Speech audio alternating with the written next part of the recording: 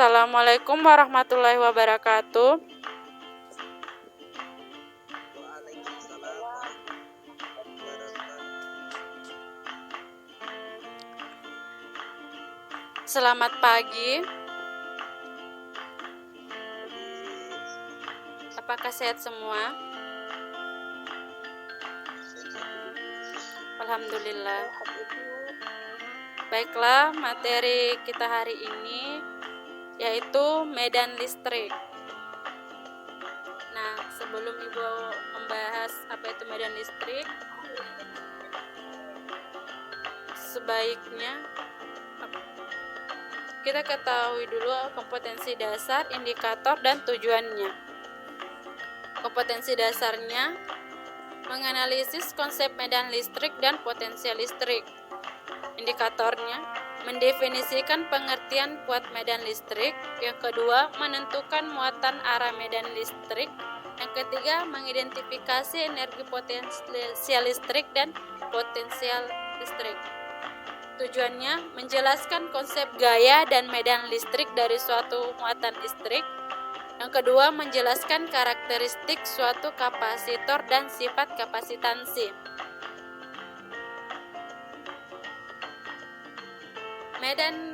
Kuat medan listrik.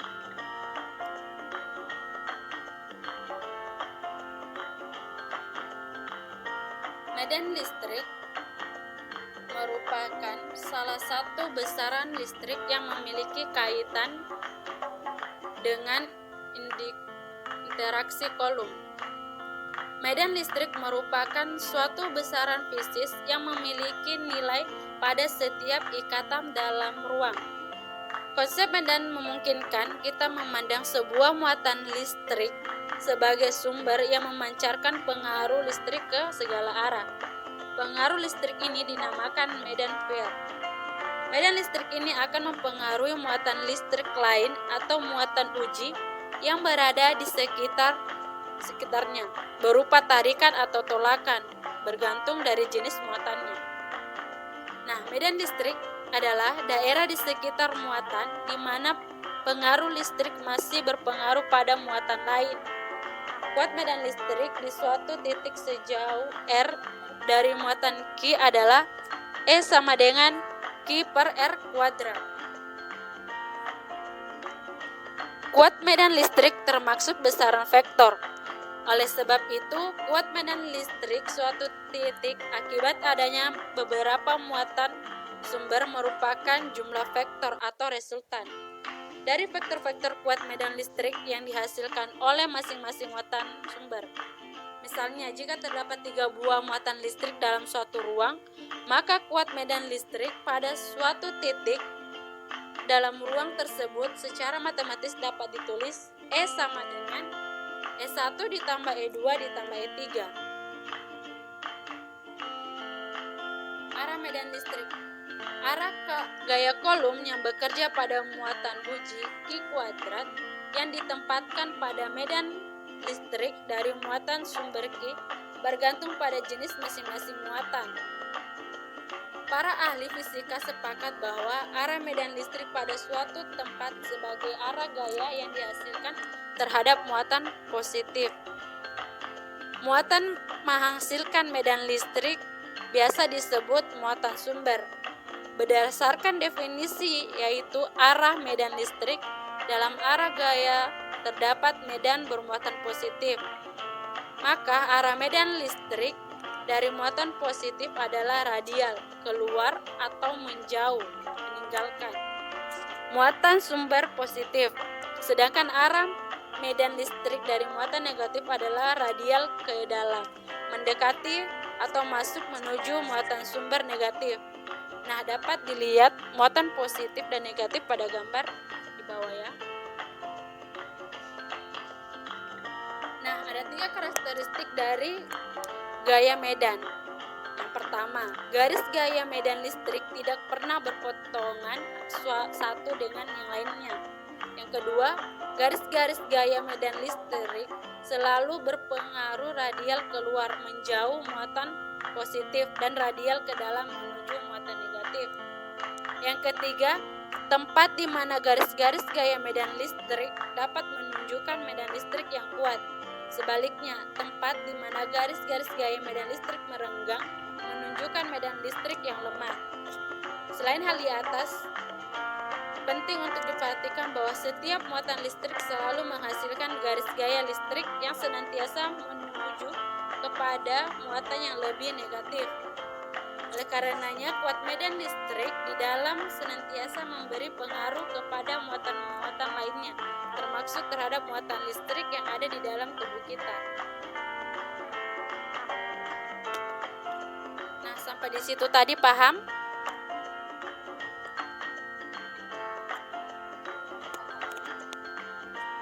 Baiklah, begitu Ibu lanjut ya. Dipol listrik. Dalam medan listrik dipol yang dibentuk oleh molekul H2O bergerak menyerahkan diri dari medan yang mempengaruhinya, di mana jika medan ini dibuat bolak-balik, maka molekul H2O ikut berosilasi bolak-balik sehingga menaikkan temperaturnya. Nilai dipol listrik ini dapat diketahui dengan mengukur sebuah besaran bernama momen dipol atau yang sebesar P, yang didefinisikan sebagai perkalian muatan Q dengan jarak antara muatan. Dapat dituliskan dalam persamaan P sama dengan Q dikali D. Jika dalam medan magnet diletakkan sebuah dipol, maka dipol ini akan mengalami momen putar sehingga sejajar dengan medan listrik yang mempengaruhinya. Energi potensial dan potensial listrik. Untuk memahami arti fisik dari potensial listrik ini, pandanglah sebuah muatan positif di sekitar muatan negatif. Seperti kita ketahui, muatan positif memiliki kecenderungan bergerak ke arah negatif tanpa didorong, dengan gaya luar sekalipun. Tentu, secara intuisi kita bisa mengatakan ada energi tertentu yang berasal dari muatan negatif yang membuat muatan positif tertarik atau jatuh. Energi ini disebut energi potensial listrik. Energi potensial listrik didefinisikan sebagai usaha atau kerja yang diperlukan untuk memindah muatan Q dari A ke B. Gaya gravitasi bumi menarik suatu medan menuju ke permukaan bumi, baik gaya gravitasi bumi maupun kuat medan gravitasi ke arah vertikal ke bawah. Jika sebuah benda diangkat, yang terjadi adalah melawan gaya gravitasi. Itu berarti kita melakukan usaha pada benda tersebut.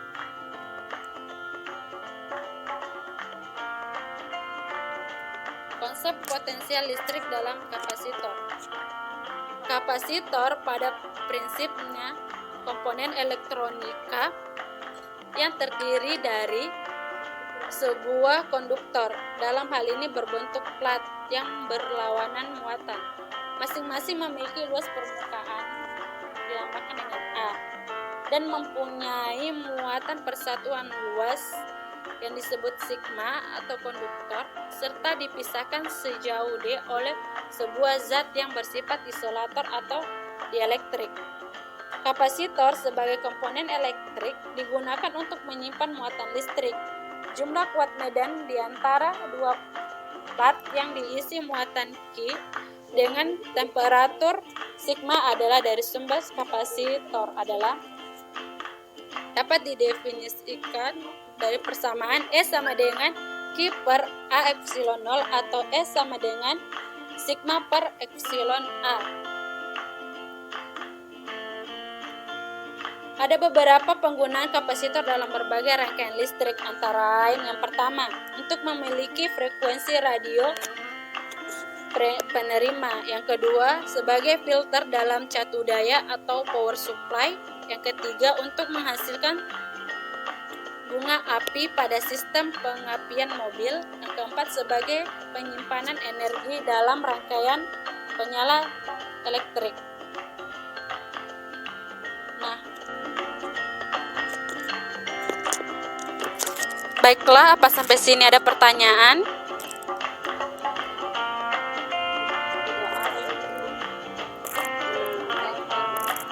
Baiklah, jika tidak ada yang bertanya, silakan nanti mengabsen di grup WA ya, dan Ibu akan memberikan tugas dan dikumpul 1 minggu ke depan.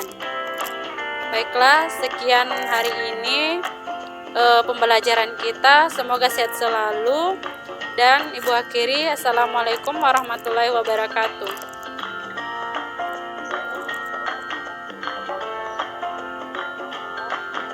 Sama-sama.